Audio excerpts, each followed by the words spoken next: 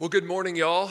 It's great to be with our New Deal friends, and what an excellent conference this has been, and really picking up where we left off from the previous conversation about all the uncertainty emanating out of Washington. And we have a great panel here to talk about federal funding, what federal funding means, and I think this hits home to a lot of folks in this room. If you're an elected official at the city, the county, or the state level, you want to know what in the world is going on with federal funding, because there's no guarantee that it's coming, and then all of a sudden you try to navigate what strings are attached to the federal funding in order for your city, your county, or your state to receive it. And we have an excellent panel here to talk about various aspects of federal funding, what's currently in existence, what hurdles are there, and what can we do about it in order to be successful. So I'm gonna introduce them, but allow them to maybe talk a little bit about their organization, and then give each speaker an opportunity to speak from their perspective, and I'll ask questions along the way as things pop up, if that's okay. But this is a really important and timely conversation.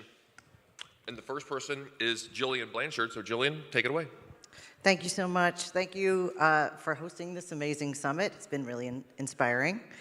Very grateful to be here. I'm Jilian Blanchard. I'm with Lawyers for Good Government. I'm the vice president of our Climate Change and Environmental Justice program. Lawyers for Good Government very quickly was born on the eve of the 2016 election and has grown. When we all realized lawyers needed to help protect the rule of law, right? It has grown to a nationwide network of 125,000 legal advocates. And for the past 3 years, we've been helping to disperse this historic federal funding. So we are very invested in helping to protect it, and we're currently working with about 700 federal grantees. So I'm excited to share with you what you can do and what the actual facts are, rather than fiction. Caitlin? Okay. Good morning, everybody. My name is Caitlin Durkovich.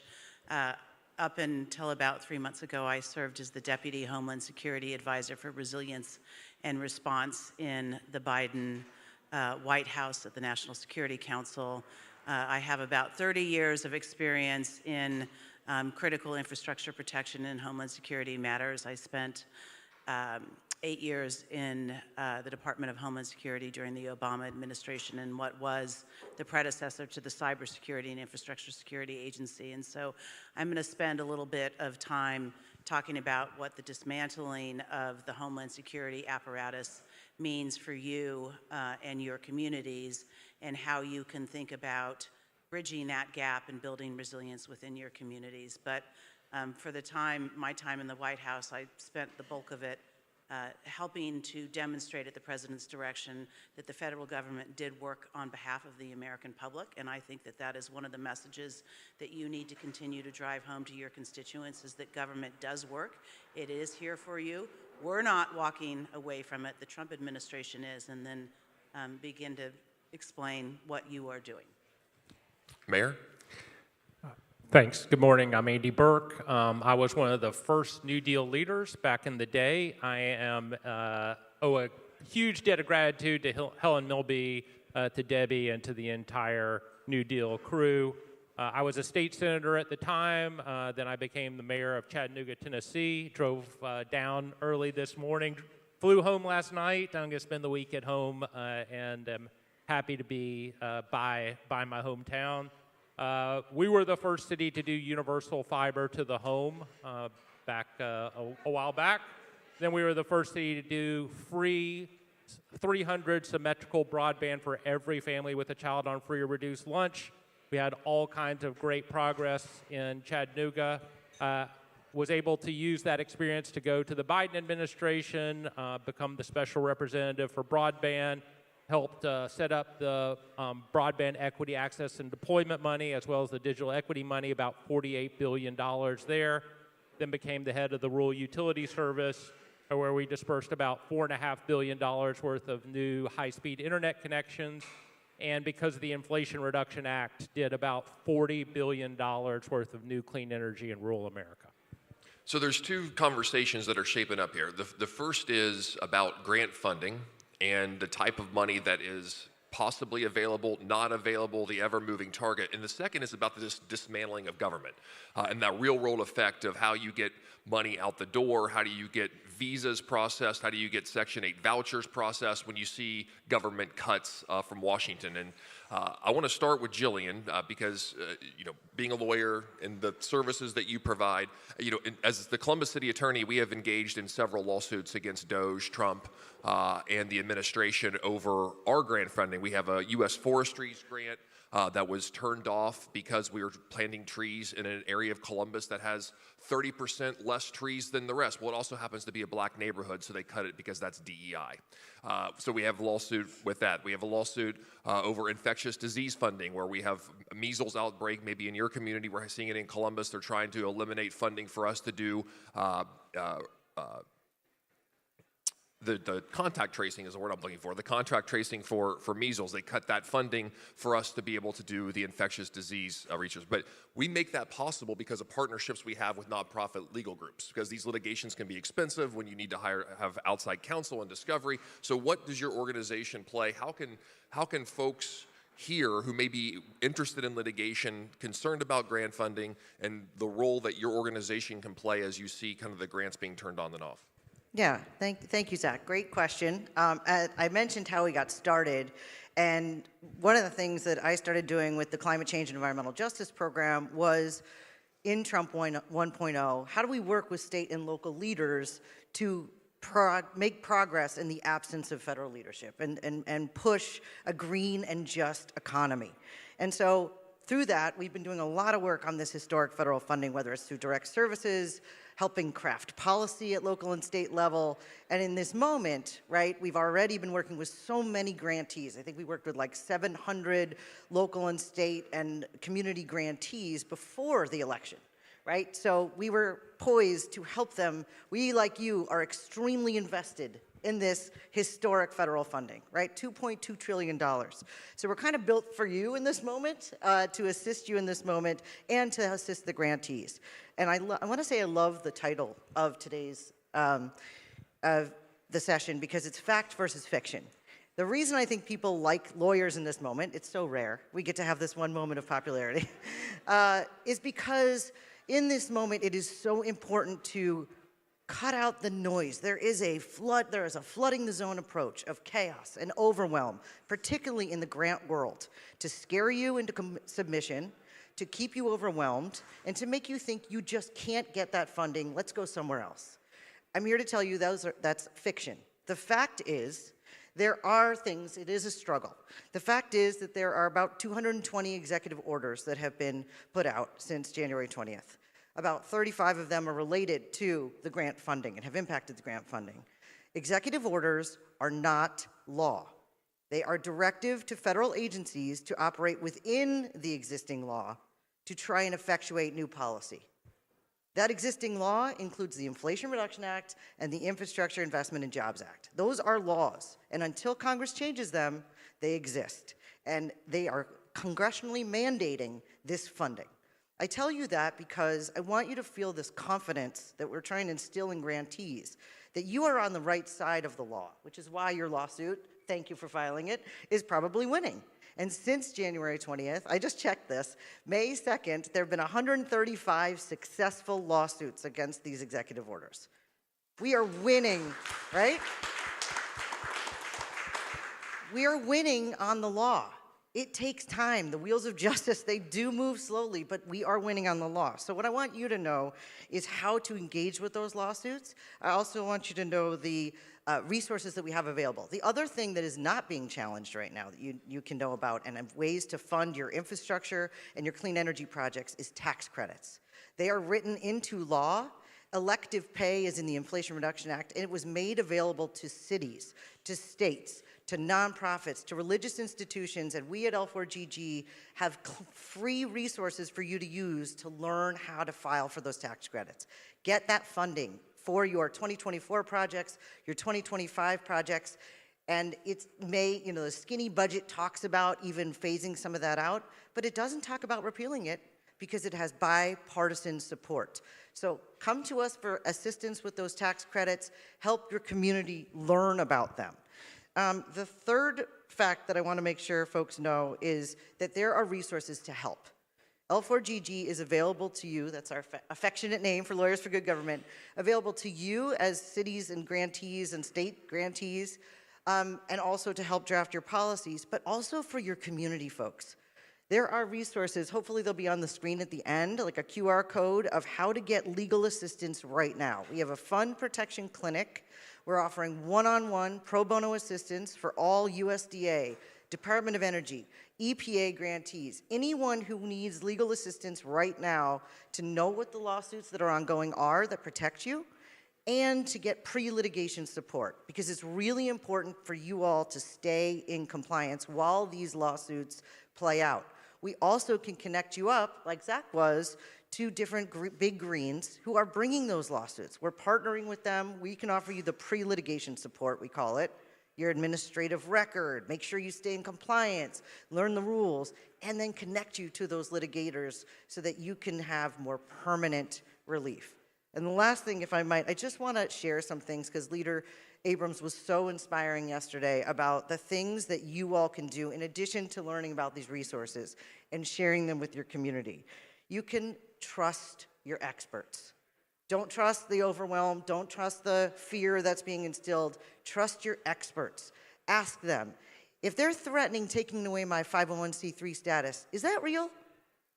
I can tell you it's not. They can't do that with an executive order. The IRS can individually start a process. It takes months, et cetera, et cetera. We have a guidance brief about it because our goal is to give you those facts. If you can, please don't panic. Your community is looking to you. You can be the leader right now and explain to them these are resources. We're winning on the law. There's a lawsuit right now that can help you unfreeze your funding. It's out right now. There's a preliminary injunction that we can help you with. Come see me after if you want details. Identify those resources. And then the last plea for all of you is, in order to be that leader, I think Leader Abrams just blew me away with how she said it yesterday. So I'm going to try and capture some of the things she was talking about, is to hold on to those values of diversity, equity, and inclusion. Preemptive compliance does not work. I've seen many grantees say, well, I'm just going to take this off my website. I'm just going to remove the words environmental justice. And I can tell you two things. One, it doesn't work. That grantee immediately will get terminated or frozen. And two, your community is watching. They see you take their, for the very first time, as we were just hearing, they started to trust government. They started to say, oh, I'm going to get money from this federal government. Maybe I can trust them. And then it's taken away. And now they're looking to you to say, can I still trust you, government, at my local and state level? And you can make it really clear that's a resounding yes. That's some great stuff, and I want to come back to, if we have time, about the nuts and bolts of getting leaders connected with resources to engage in litigation if necessary. I want to talk about the dismantling of government and how screwed are we? I mean, it's just national security. Like, just give us the lowdown. I'll start on a positive note in that we are a resilient nation and we are resilient communities and we can be innovative, and our communities certainly rise to the occasion when called to. And we've seen that across the country when you look at the range of domestic incidents that we've dealt with, frankly, since the Department of Homeland Security was established, and long before that. I mean, our history is of resilient communities and a resilient nation.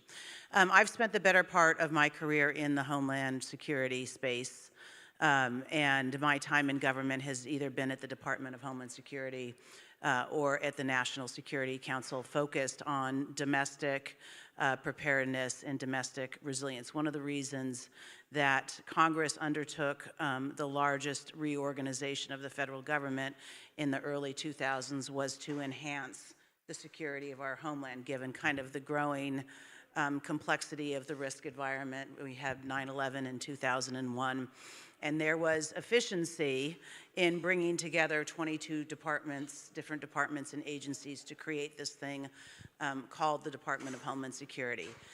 It was initially focused on countering terrorism, but over the course of the last 23 years, that mission has broadened into not just counterterrorism, but cybersecurity, domestic preparedness and emergency management, You think about the flow of trade. It is really an incredible set of missions that are the Department of Homeland Security. And unfortunately, the border and immigration component of it has perhaps prevented it from progressing as far as we would like. And that's one of the reasons that it is kind of the target of the Trump administration. But it is a department that does a lot of good for your communities. And as we say, the Department of Homeland Security has the largest retail presence across the United States. When you think of what it is the Transportation Security Agency when you go through airports. It's the United States Coast Guard that is responsible for marine safety and rescue. It is the Cybersecurity and Infrastructure Security Agency that is in your communities, helping your state and local governments with cybersecurity, helping to protect critical infrastructure protection. It is the Federal Emergency Management Agency that is on the scene before and during when disasters strike. I can go down it's the Secret Service that does more than just the protection of the president. It really is an amazing amalgamation of different missions and has been responsible for helping our communities prepare and then respond when disaster strikes. The Trump administration is, I would say, dismantling the Department of Homeland Security, and it is programs that affect your communities. You are seeing a reduction in force in the cyber security and infrastructure security agency in a number of different programs. So there's all sorts of free programs that CISA provides to do assessments of critical infrastructure, to do assessments of houses of worship and public spaces, to provide recommendations to enhance the security. They do a lot with state and local governments around cybersecurity. We just had a panel on election security. They were the agency that was responsible really for helping to work directly with state and local governments and state and local officials on protecting our elections. When you look at what's happening with FEMA, the both reduction in the grant programs to build the resilience left of boom, but again, the changing nature of that mission. And one of the reasons that Jimmy Carter, we're here in Atlanta, created the Federal Emergency Management Agency back in 1979 was because he understood there were going to be times when disaster struck and the capacity of state and local governments would be overwhelmed, and they were going to need to look to the federal government for help in rebuilding the communities.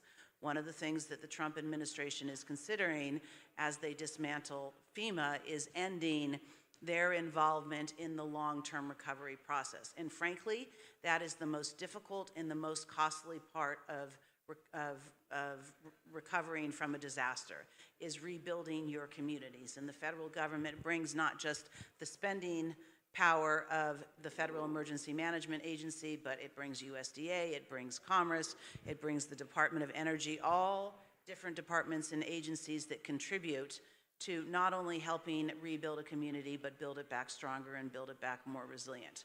I can kind of go down the list of, you said 200 different executive orders? How many? 220. 220. Executive orders, all of the programs. There is an executive order that the president signed in March that is called Achieving Efficiency Through State and Local Preparedness.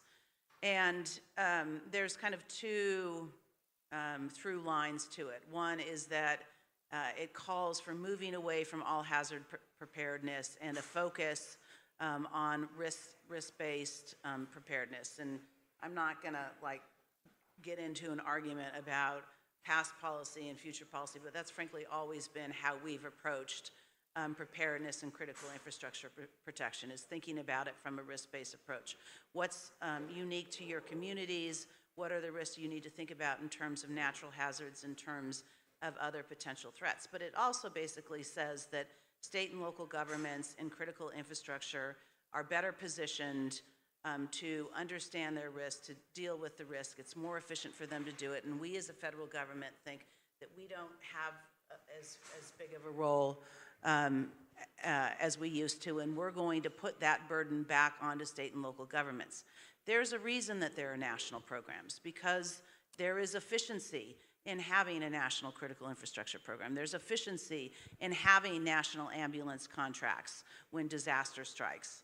I can kind of go down the list of things, but basically what the Trump administration is saying is that we are going to transfer the risk, and you as state and local governments are going to have to take on this mission, take on this risk. And it's a challenge when you live in a balanced budget environment. It's a challenge when you are also seeing public health programs dismantled. Let's go down the list of other services that the government provides that are outside of Homeland Security, where you're going to have to think about how do we, as state and local governments, begin to address this gap. And so a few things that I would say to you. One is that really learn how your emergency management and your Homeland Security apparatus works in your state. Understand the compacts that you have with other states. There's something called the Emergency Management Assistance Compact, EMAC. That means when you as a community, you as a state are overwhelmed, you can turn to a neighboring state and say, I need help, I need National Guard, I need firefighters, I need ambulances. They have served our communities well, but this is an opportunity, I think, for states to come together and again, understand what the regional environment looks like and how they can strengthen how they're going to work together. I would also tell you that it is important to start having this conversation with your constituents.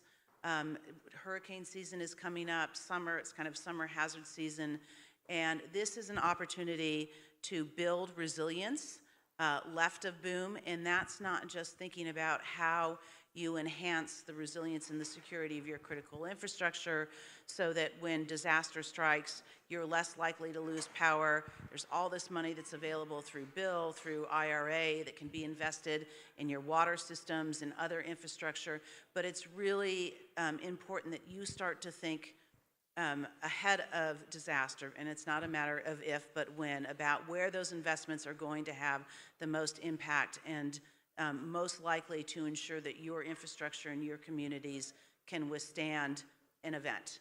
I will end where I began in saying that I think the message that needs to be delivered here is that you as leaders are not walking away from the security and resilience of your communities. It is something the Trump administration is doing, but we are communities, you are resilient, and it is time to come together and identify, again, what are the challenges and the risks of your community and think creatively, both from within the community as individuals, but with neighboring states, how you can begin to fill some of those gaps. So I'm going to come back to you, but I want the question I want to come back to you on so you can think about the answer, is this idea that in Jillian's world, we have the ability through litigation to recoup funds. Like this is congressionally authorized money. There's constitutional limitations on what the executive branch can do. They just can't not follow Congress's laws that are passed or divvy the money out. It's called impoundment. It's in the Constitution. There's a little thing called the Constitution that prohibits the president, try as he might, to prohibit the money. But in the restructuring of government and the dismantling of government, is litigation even a possibility? What is the recourse? So think about that, because we have the ability to sue to get money, but if you're just restructuring government and passing the buck down to the cities and states, and the examples like FEMA that you mentioned, like what is the recourse, or do we just take it on the chin and have to prepare for it? All right, so Andy, I want to specifically talk about broadband because I think that is fascinating. And maybe to the group, what is the status of the broadband deployment? Maybe is there still money available? Is the Trump administration taking that away? And then I have a footnote part of that because I like many people in this room, we talked about like why government doesn't work and abundance, and broadband is part of that. Of like, can Democrats get out of our own way to actually deploy broadband? So I just have to ask you since we're on the stage about that. So take it away. Okay, let me start by saying the Trump administration is making life worse for people in America today. Period. Right? And let's use broadband as a huge example. I'm going to give you two ways that they're doing this. Number one is they are stopping people in America from getting high-speed broadband today. Okay, so when President Biden left office and a bunch of the people who are in this room stopped working for the federal government, there were 3 states ready to start building out broadband. There were 16 states in the pipeline that just needed the approvals to start, and then everybody else was somewhere in that. All that has stopped. Why did they do this? They have stopped people from getting high-speed internet so that the richest man in the world can make a few extra $1 billion, okay? That is where we are with this administration. So there's a list at everybody's state broadband office of all the different addresses in your, literally, addresses block by block of who is supposed to get high-speed internet. Unless something is about to happen that I don't expect, they're going to change and back this stuff up so that it takes a year, 2 years, I don't know how much longer to get this money deployed, and also so that more of it will go to Starlink, owned by this guy who immigrated to our country and did pretty well with the system that we had. You may have heard of him. And he got a loan from DOE. And he got a loan from DOE on this stuff. So, if you are looking and thinking about what this is, understand that one of the things that people care about the most, particularly in rural America, and I traveled extensively over these last few years, is the ability to get a piano lesson online, or get a recipe, or work from home, or submit your homework, or whatever it might be. And this administration is stopping that so that Starlink can get some more money out of that $42.5 billion. Period, end of story. Second thing, I joined New Deal Leaders back when it started because I was one of the people who was running around talking about efficiency in government. I believe more than I think just about anybody in the efficiency of government. To call what is happening now government efficiency is blasphemy. Chaos does not create efficiency, it creates inefficiency. And so when you fire people who are essential to getting this funding out the door, you make a more inefficient system that causes it to get out the door slower and to ensure that people don't get the benefits of this for much longer, if at all. And so you have this situation, and this applies in the clean energy context as well, where there are people at the Bureau of Land Management or at the Forest Service or wherever it might be, whose approvals have to be done so that these transmission lines or these fiber lines can get built, and there's nobody there to do it. And that's because nobody thought to ask the question, do we need these people? Are they helpful for efficiency? Which is chaos, not efficiency. And so for these reasons, we should be talking about the ways that the Trump administration is making life worse for Americans today. Now, as we talk, I'm happy to have a conversation. I know Robert Williams is here. We work together in the broadband world about what we could do. I'll tell you this, anytime people tell you the Biden administration didn't build anything, we got out billions of dollars in bipartisan infrastructure law funding for the Reconnect program, and those are being built today. All right? And so do not let people say none of this happened. Were there things that we could talk about that could be done better? Of course. But I think the point of this is that today there are people who would have internet if the Trump administration wouldn't stop it. But it goes back to the dismantling of government, right? You're firing employees and under this idea of efficiency, reorganizing government, pushing it to the localities to take care of the major problems that are of national origin and national concern. Typically will not be associated with any money coming to the cities or states to help you do that. So you have to figure it out on your own. So outside of litigation, like what can the leaders do in this space? Is it advocating? Is it talking about it? Like what resources or strategies or solutions do you have for folks that are invested in their own communities at the state, local level to push back on this reorganization and dismantling of government? Either of you.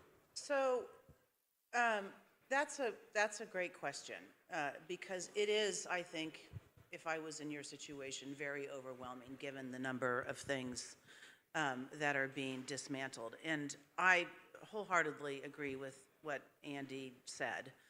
And the brain drain that has happened across the federal government in addition to just the slow roll. And you look at disaster declarations. When we were in the Biden administration, we processed 270 major disaster declarations, 104 in our final year, which is what flowed federal aid into these communities. The last time I checked the disaster deck portal, I think 4 major disaster declarations had been approved. And there was a story in the Washington Post even about the governor from Arkansas, Sarah Huckabee Sanders, and her frustration about the lack of approval for a disaster deck related to tornadoes. And that's just not how we operated, because often we knew that the communities that were most impacted, sorry, I'm like a hand-wavy person, this is part of my problem, were the most vulnerable. And so our goal was to turn those things pretty quickly.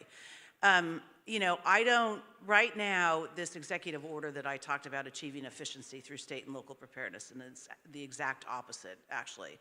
And I am going to disagree with you, Andy, on something. But they're calling for a review of all of these policies. So why all of these policies are being reviewed, they're just slow rolling everything. Yeah.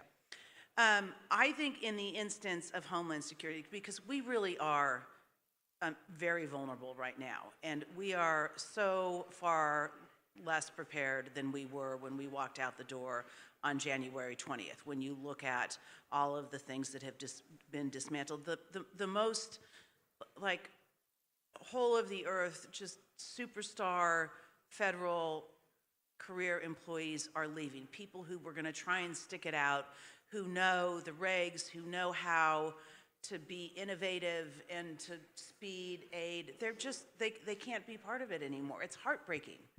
It's totally heartbreaking. And so, I mean, when I took civics, when I was young, there were 3 branches of government, and they were all separate but equal. And I think right now it is incumbent for Congress to understand the impact that this dismantling is going to have on the constituents and the citizens that they work with, because they're the ones who authorized all of this. This is still law. This is what I don't get. Right? And when I was at the Department of Homeland Security and there was oversight over me, and we tried to do any reorganization, it was impossible because it used to be what committee you were on and the programs that were under you was like, that was your power in Congress. And I'm like, we are having a constitutional crisis right now, and it has to end. And Congress has to step up and push back and be a separate but equal branch of government, because it is going to impact their constituents. They are accountable to their constituents, and I think... Can I give a +1 on that for what you all can do in this moment for Congress? Is you can help educate them. I literally just did a press conference with Senator Markey yesterday, and he's amazing. But it was amazing to me. He's one of the most vocal on this federal funding issue, and even he didn't have the latest and greatest facts. So what you can do is you're so much closer to your community. Learn what's going on in your community. Who's suffering because they can't reach their project officer? Who isn't getting, like, who benefited from a tax credit? What projects are now on hold, whether it's resilience, whether it's infrastructure, whether it's broadband, because they cannot reach their agency? Because you're right, Caitlin, it is a law. It does exist. You cannot just restructure FEMA in the executive branch. These are things that the members need to be told that you care about, because they need to be reminded. And so I think if you're willing to take homework, to find out what projects are going on in could be going on, or have gone on, or cannot go on now, and sharing that with your member of Congress. Give us the last word, then we're going to take some questions. Okay. So, 1 minute? One question. Okay. So a lot of politics is about setting the terms of the debate. And President Trump is very good at doing that. So we have to take control of the terms of the debate. And what we can do is tell people exactly what's going on. Chaos does not create efficiency, it creates inefficiency. Going in your state and finding out those addresses where people are supposed to be getting high-speed internet today and are not, and letting them know in your constituency, this is so Elon Musk can get more money, that is setting a different term of debate. Okay, one question. One question, okay.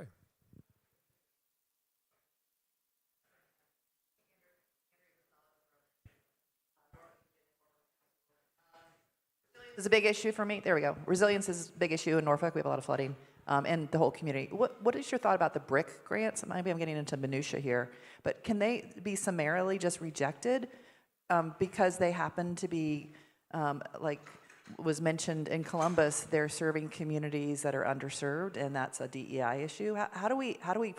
Is that a lawsuit waiting to happen? It's underway, actually. Awesome. It is, and I would just like double down on letting Congress know how important BRIC is in your community.